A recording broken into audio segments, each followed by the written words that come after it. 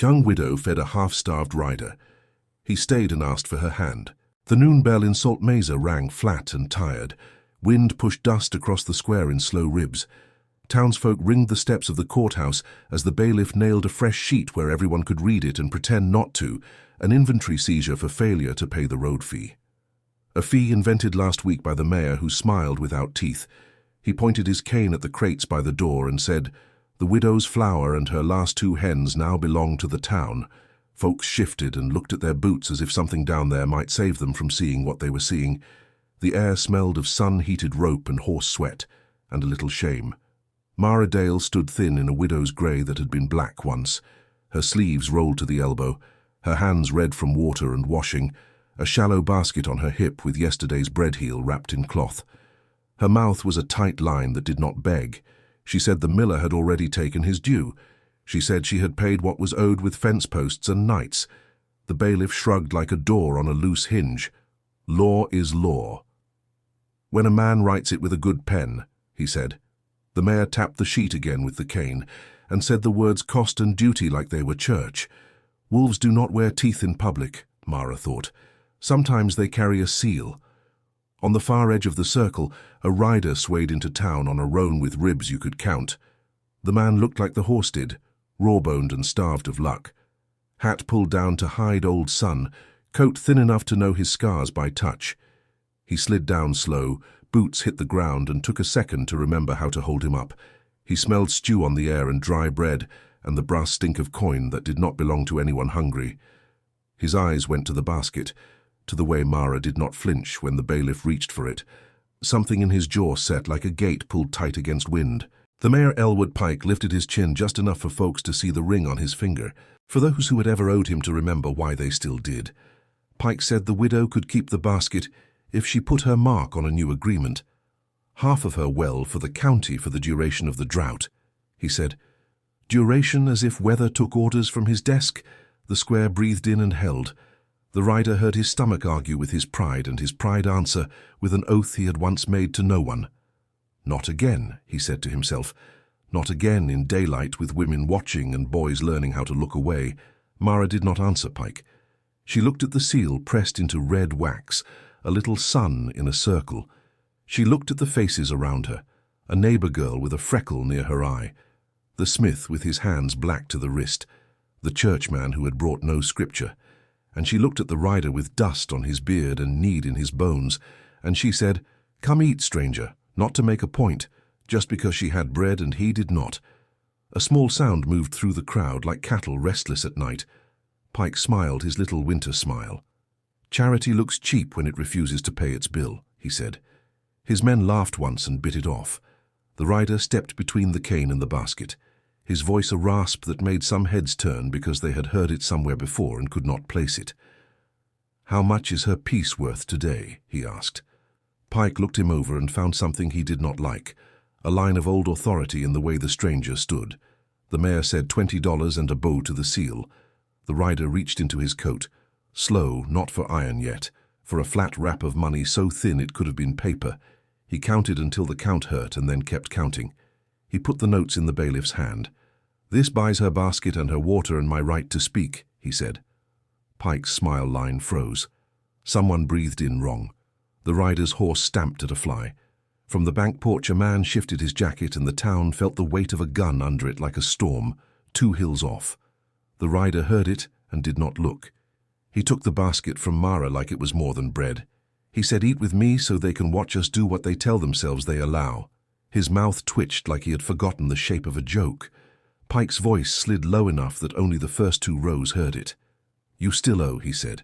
"A man owes for old things until the men he owes stop breathing." He said the rider's name before anyone else did. Jesse Crow. And the name sat in the dust like a dropped hammer. Jesse did not move. He was listening to the sound a town makes when it hears a story walk up in skin. Pike said scout, deserter, claim jumper. He let each word bruise the air. Jesse's right hand was near his belt, but his fingers were open. Mara watched, every eye on her basket, every wallet on her well, she said. "Give the man back his words if you are done with them, Mayor." The churchman coughed and looked at the sky.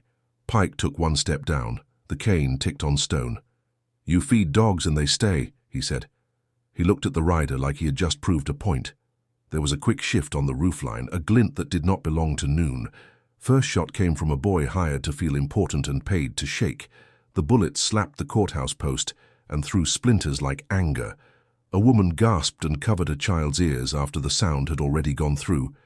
Jesse's hand moved on a line he had ridden for years. The colt was out and speaking once. The boy's hat leapt. A tin rooster on the bank roof took the second shot angled low. The street filled with smoke like a poor man's fog, and then cleared as if ashamed. The second shooter stared at his bare head and forgot he had a gun. Pike did not draw. He was careful. He wanted Jesse to be the first to stain the square. Jesse's barrel settled not on anyone's chest, but on the mayor's ring. The sight looked like it could draw a clean circle through gold. He took half a breath and let it out. His voice carried just enough. "I am not going to teach your boy how to die for your debts," he said. "You will put the seizure paper in your pocket, and you will walk back up 2 steps, and you will tell these people you overreached." Pike laughed without sound. "You will not shoot a seal," he said. "The county is iron." Jesse flicked his wrist one hair, and the next shot snapped the cane in Pike's hand. Wood spun and clattered. The ring knocked hard against bone and left a bruise that would take a week to name. Folks who had not moved since the bell rang moved now a little, a test step toward the edge of a different day. Pike did not like where the day was going. He lifted both hands with a sigh that meant nothing and said, "Very well for today," and the bailiff peeled the page off the door like pulling a leech from skin. Jesse reholstered slow. The gun went to sleep with its mouth clean. The square exhaled. A child laughed, because children do when the thunder misses. Mara tucked the basket closer. She looked at Jesse without gratitude that would make him smaller. She said, "Come, we have beans and a little salt pork if I cut it thin enough." He nodded once. Hunger argued again and lost. The town watched them go like watching the last line in a good book, when you have to close it. Inside her kitchen, the air was warm in the right way. Stove ticking, kettle muttering. The floor swept until the boards showed their age. Jesse sat only when she sat first. He ate like a man who knew where food came from and who had carried it. Spoon steady, eyes on the table when not on the door. He said thank you, like a word he had not been allowed to say in a while. Mara poured coffee dark enough to chew and asked nothing. The silence worked between them like good twine. Then Jesse said it. Truth underneath the coat. "I rode once for a man who signed papers for Elwood Pike," he said. "I carried a dispatch to the Telegraph where a clerk took money to send it slow. A Queen mine changed hands that week and 3 men did not go home. I kept riding and told myself I was only a horse with legs and not a man with a mouth." Mara wiped the knife and did not look up. "That sounds like a mouth waking up now," she said. He stared at the steam. "It sounds like a mouth late to its own trial," he answered. She said, "The trial is daily. If your hands mend fences today, they do not tear down yesterday's work." She put down a small tin. Inside lay a key under a strip of cloth, brass worn bright at the teeth. "It belonged to my husband. He said, 'The Lord sends storms and men send worse.' He kept a chest at the church for when worse came. After he died, the chest went missing, and Pike told me to stop asking." Jesse lifted the key with 2 fingers like it might burn him. "What is inside?" he asked. "A ledger of gifts and a letter from a quartermaster who paid for grain twice and never got it." She said, "I wanted to hand that letter to a ranger. I never found one who was not in someone's pocket." The wind touched the door, and the mule in the yard objected to something only mules know. Jesse put the key down like a promise. "If the chest is near, the man who hides it will bring it out. Now that there is noise," he said. "Noise cuts. Locks faster than picks. Mara said there will be other men soon. Pike never stands alone. Even when he looks alone, he leans on money." As if to agree, 3 framed men rode up the lane before dusk, hats straight, coats that could pass for uniform at a distance if you wanted them to. One wore a leather pouch for paper like a badge. He called out without dismounting, "Householder, present yourself for county inquiry." His tone squeezed the word "present" until only the order was left. Mara stepped onto the porch with her hands easy at her sides. Jesse stood in the shadow at the hinge. The man on the bay introduced himself as Horace McAleer, clerk to the circuit judge. Though there was no circuit and no judge in sight, his companions held their reins tight to keep their fingers busy. McAleer smiled with his lips and said a rumor had reached the office that a widow had refused a lawful seizure. "We are here to remove doubt," he said. Jesse coughed once. Low, the sign for powder. 2 seconds before flame, the name McAleer tasted like iron in his mouth. The man had been in the room when the Queen Mine changed hands. He had signed something and then folded it neat and warm into a pocket that had never known honest sweat. Mara said, "If you need paper, we have paper." She held up the key instead. A small thing, it glinted and made the men squint. The clerk's smile dropped like a plate and then came back. "I do not know what that is," he said. He did, and Jesse saw it, the slice of fear under the coat. Jesse stepped forward into the open like a man choosing a side. He said the letter from the quartermaster. "Name's you, Horace. It says you took 2 payments and delivered 1 wagon and then blamed raiders." Jesse spoke steady. A story without embroidery. Horace breathed through his teeth and reached for the satchel. One of his riders pulled back his coat and the yard learned about his pistol. The mule brayed like a bell. Jesse's gun hand lifted and stopped. He put his palm up empty, an answer that looked like surrender if you wanted it to. "Take mine and write down what it means," he said. He laid the Colt on the threshold between them. The men shifted. The pistols came up. Mara said, "Wait." Her voice went through the yard, clean as creek water. She picked up the Colt, turned it butt first, handed it to Horace with both hands like a church plate. Her eyes did not blink. "This man saved the square from blood," she said. "If you are here for law, hold it right." She pointed to the holster on Horace's belt. He took the gun, smugness rising, weight calming his fingers. For a breath, the men watched the transfer and forgot the world. Jesse's left hand moved, not to the gun, to the rope tied to the porch post. One tug. The clothesline they had left from washing snapped loose. 4 pins and a sheet flipped the air. White cloth slapped hard across the gun hands. A moment of blind where men shoot their own boots if they shoot at all. Jesse took the Colt back out of Horace's grip like a wallet and flicked it under the sheet. A shot into dirt made a sound like apology. No one died. That mattered. The sheet dropped. The pistols lay like tools a man was suddenly ashamed of. Horace blinked hard, his ears colored. "You will hang for trickery," he said. Jesse shook his head. "Not today. There is a ranger who will want your paper more than your talk." He looked to Mara. She nodded once, a plan big enough to split into smaller ones. "We go public," she said at the bell. "Nothing done in a kitchen stays alive if men with seals want it dead." Horace weighed odds and reached for a bluff. He said the judge is 3 towns away and does not ride for widows. Jesse said the judge will ride for whatever the ranger points his horse at, and if the judge does not, then the judge will be a story tonight with his name attached. The clerk's mouth worked and could not find a shape that saved him. He turned his men and left with careful insult in his shoulders. They would come back with a bigger coat. At sundown, the square filled the way a trough fills when a gate breaks.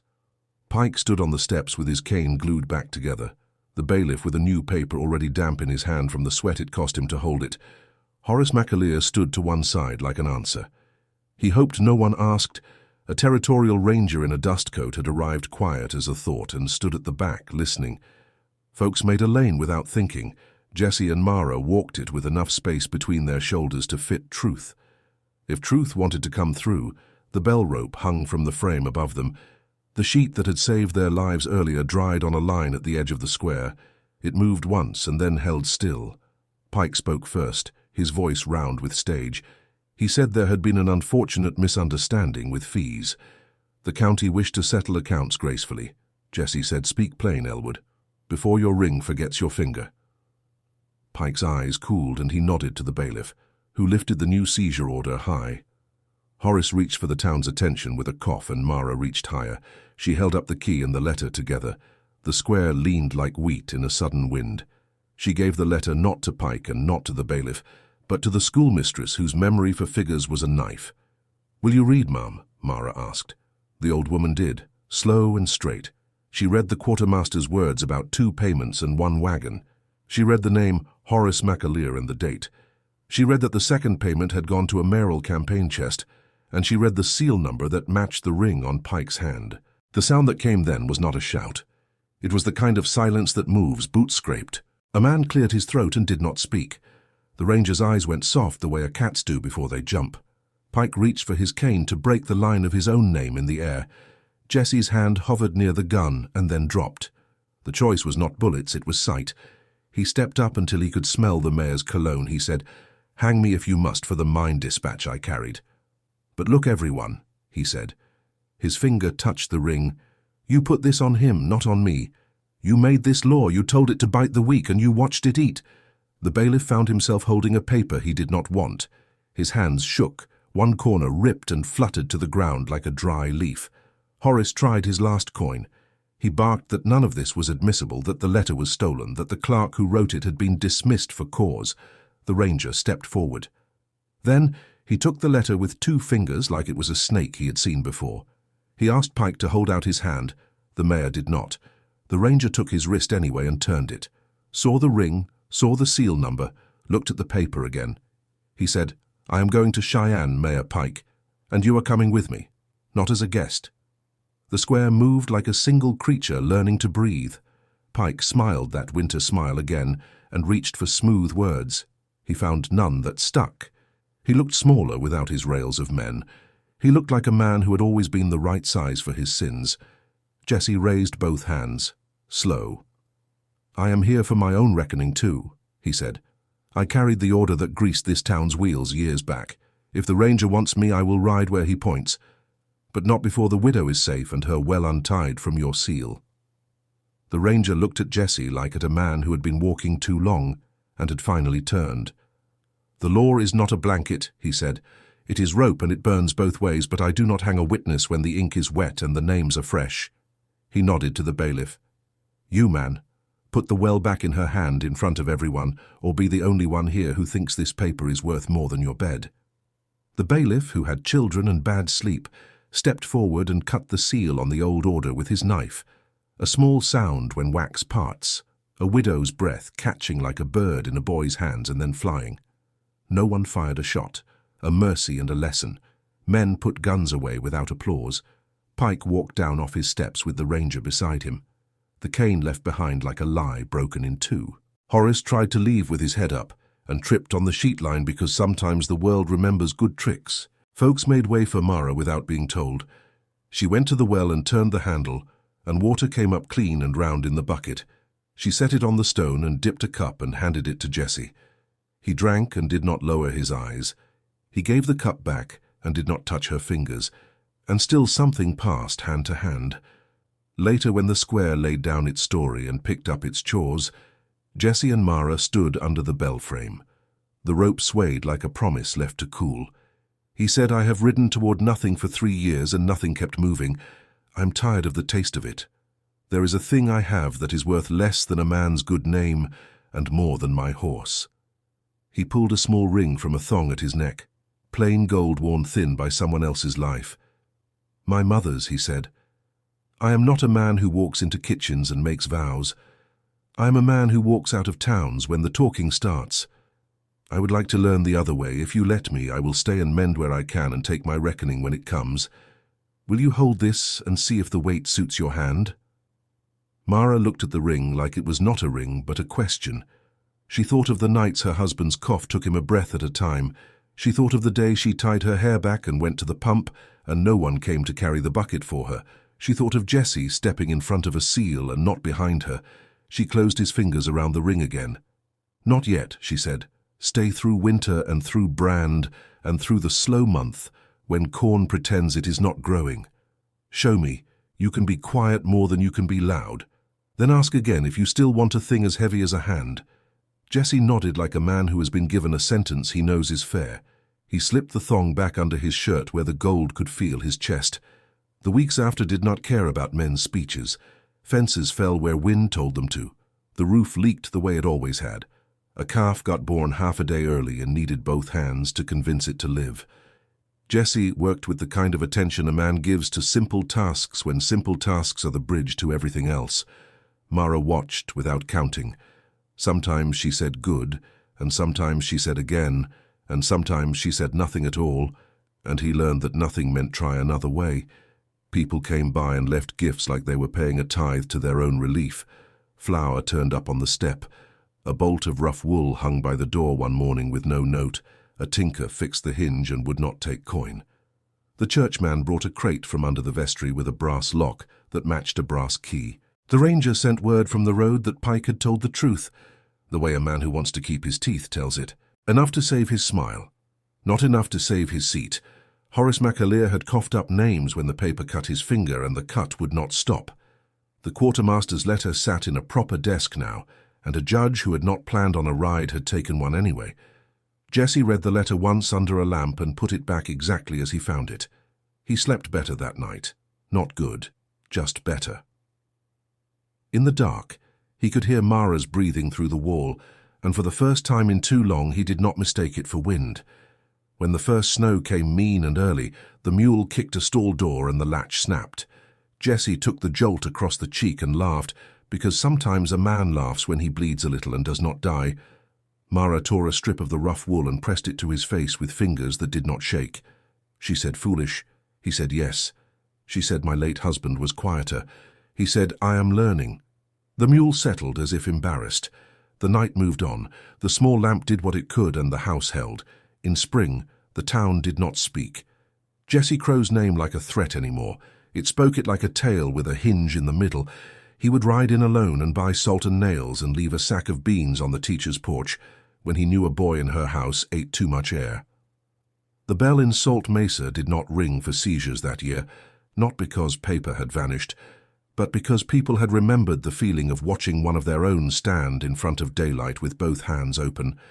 Mara stood in the yard with dirt on her knees and small green things between her fingers and let herself think about summer, as if it were a thing she could choose and not a thing that came. One evening when the wind smelled like rain and the hills held onto the last of the light with stubborn fingers, Jesse came in from the fence with a cut on his palm and a look that meant he had been holding a thought until it grew teeth. He washed the dirt off with water that did not belong to a mayor anymore. He dried his hands on the towel that had once been a shirt. He took the thong from his neck and put the ring on the table. The wood remembered the weight from months ago. He said, "I am still a man who has to answer to a ranger one day. And I will, but I am also a man who has learned where the coffee is in your kitchen without asking. I want to stay and keep learning where everything else goes." Mara looked at the ring and then at his face to see if the face matched the words. It did. She picked up the ring and she said, "Come spring next, we will call a preacher with a clean coat. If you are still here and the fence still stands and we still laugh at the mule, I will take your hand in front of witnesses and say the words that keep men where they are needed." He nodded like he had been told a map. He put the ring away again. He did not kiss her. They were not that kind of people yet. The wind moved and the lamp caught, and somewhere far off, thunder told the land it was time to turn green. In the years that followed, folks would tell the story of Salt Mesa like a coin rubbed smooth. They would say a town watched a bad thing try to happen and chose not to help it. They would say a mayor rode away with a ranger and came back without his cane and with a smaller hat. They would say a clerk learned how letters can cut clean if someone holds them up to the light and does not blink. But under the talk, there was a simpler truth. A young widow fed a man who looked half done with the world. He put what money he had in front of a seal and said enough. He drew iron and wrote on wood, not on skin. They stood in public instead of in corners, and because of that, a key opened a chest, and a letter found the right desk. A promise made in dust weighs more than iron when everyone is looking. A town learns or it does not. If you ride through Salt Mesa and see a fence that is not straight but holds, and a woman laughing at a mule, and a man with a scar on his cheek trying to keep up, remember that law without mercy is a chain that fits too many wrists. Remember that a man can ask for a hand, and the right answer can be not yet, if not yet means stay and try. If this sits right in your chest, carry it forward when the next square fills and a paper lifts in the sun. Do not stand in the shade and watch. Step toward the light and hold it steady for whoever needs to read their name out loud. Click on the video to watch story that moves you much more than that. Subscribe to the Wild Frontier Tales and tap the bell so you never miss new Heartbeat Tale.